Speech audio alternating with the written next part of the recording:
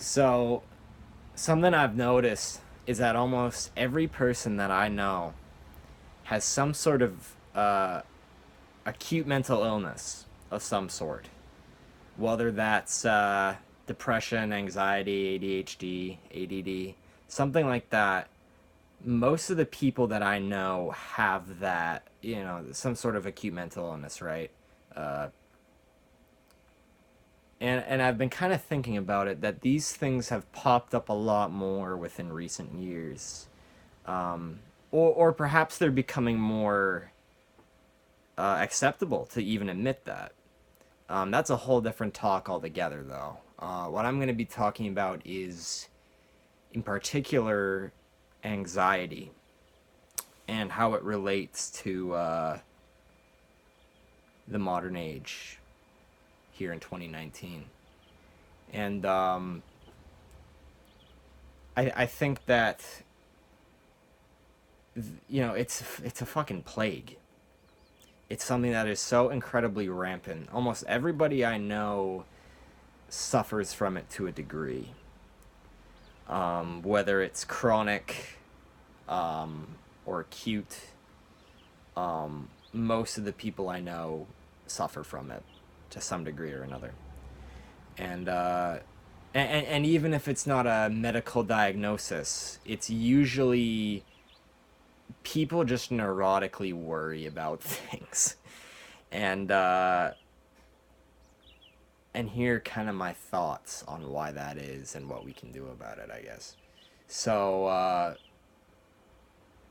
the big reason that it's so bad nowadays is because it's a very dangerous concoction.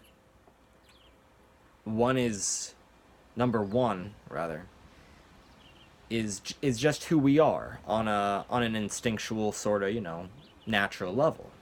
You know, we are on a natural animalistic level, we are prone to, be afraid of things. Fear is a very instilled part of who we are. Um, and to a degree, there is a kind of healthy fear. You don't put your hand on a hot stove. You don't fuck with poisonous animals. You don't poke the bear, right?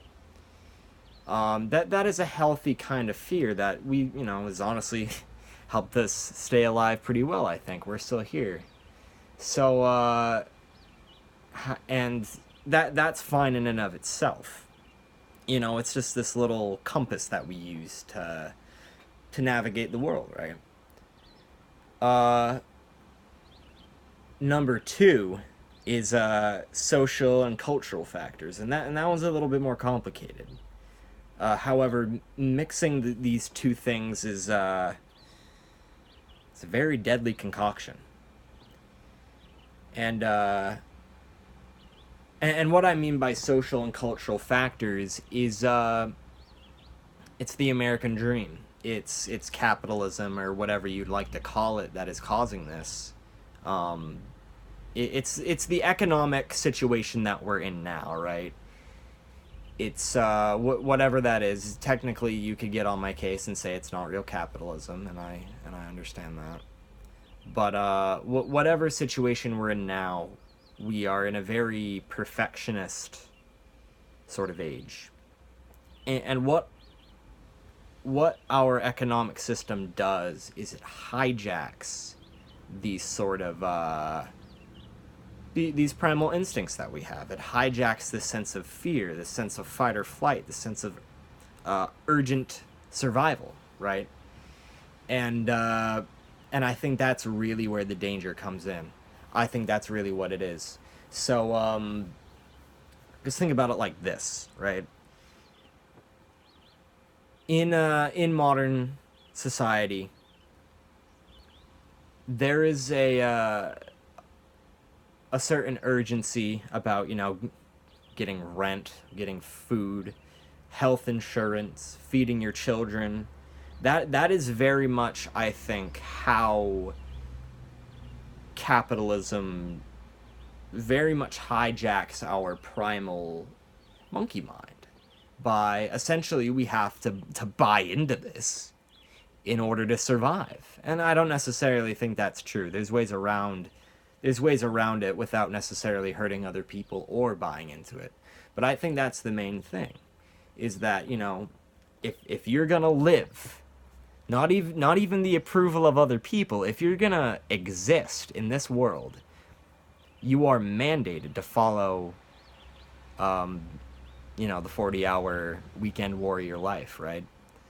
And you know, that's where I really think it is, where it lies, is it's a huge source of anxiety, and obviously it's much more nuanced than that. But I really think that's really where I think the brass tacks comes to, right? So, um, I guess another thing is culture.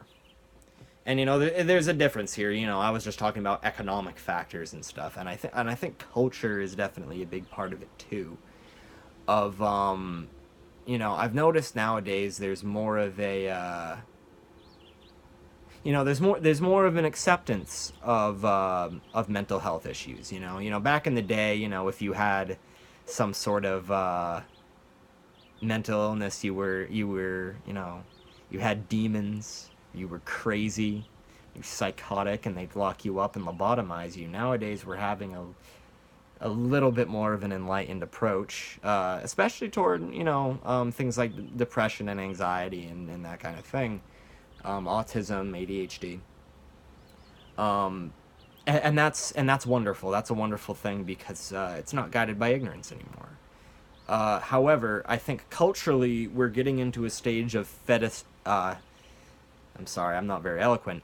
Fetishization of mental illness. Um,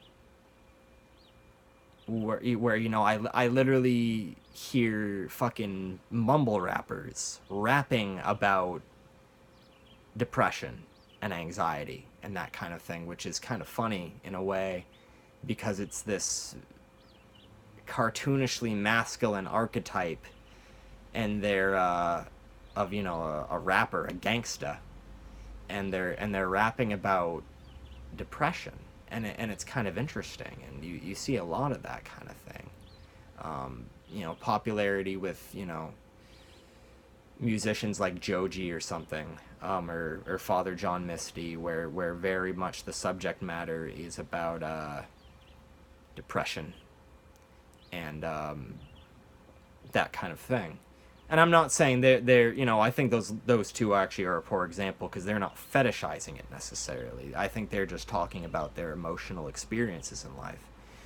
But in general, there is a degree of exoticizing these forms of mental illness. And I think that definitely plays a role into it. And I think it has a lot to do with our senses of insecurity. I think it has a lot of our senses to do of, self-loathing, um, and and that kind of self-deprecation and self-hatred is it's very much enabled by culture, and I think that is another thing that contributes to it. And I would say all this kind of crap, it comes down to a fundamental dissatisfaction with the way we live. Now, the thing with anxiety is that it's not just about survival, right? It's obviously much more. I guess if you're really gonna get down to psychodynamics, you could really say that. But it's more than just a primitive thing. We worry about job promotions, we worry about what other people think of us, we worry about math tests and that kind of thing, and it's not strictly a survival thing on a conscious level. um and the thing with anxiety is that you're really shooting yourself in the foot. I'm somebody who has struggled with minor anxiety. I say that because I've had anxious feelings before, but I've never been diagnosed, and I don't want to offend people or exoticize the illness um, myself. I don't want to be guilty of that. Um, because I think everybody worries. I shouldn't say anxiety. Anxiety is an extreme. I would say I'm a chronic worrier at times. Um, and the thing is with anxiety and worry is that it's completely theoretical. It's completely hypothetical. It's and it's kind of silly when you realize you're doing it.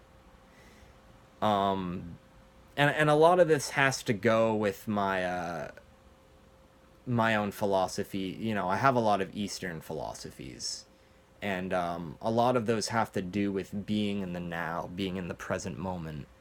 And anxiety actively takes you out of that. It actively takes you out of whatever you're doing. You could be having the most fun in the world. You could be with your significant other. You could be on an adventure with friends. You could be in pure utter bliss, and then you'll have one little thought, and it fucks you. That's what it does. It fucks you, and completely rips you, throttles you out of that moment, and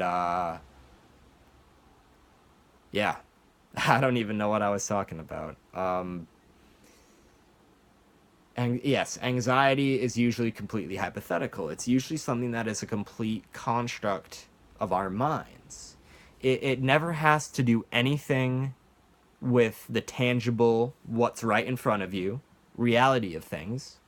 In fact, I would say it's honestly kind of a delusion, to be honest with you. I would say it is a form of delusion. It's because it's completely false. It's something that is not happening. Call it a mental hallucination, if you will. Because you kind of invest yourself in this little scenario of what could happen, and it's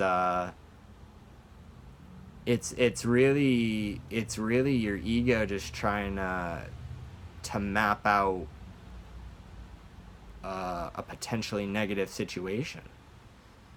But the thing is, like I said, it's all delusory. It has nothing to do with reality. You could even honestly say that it's just a fucking form of mania, man. So, and it's hard to say that. And what I should preface is that uh, the feeling and the sensation of anxiety is very real in the moment, and you can't just dismiss or diminish somebody by saying, "Oh, it's completely in your head." The feelings that an anxious person is experiencing are completely real in that moment. But what they're anxious about is not. And that's the thing. Is what you're anxious about and what the thoughts are dwelling on, those aren't real. The only in a palpable sense, you know what I mean? The feeling is, and you should never diminish somebody for feeling worry or anxiety, um, because at that point, once you're already feeling it, you can't help it. You have to kind of let it. You have to deal with it and process it and integrate it. That's just emotional healthiness, I think.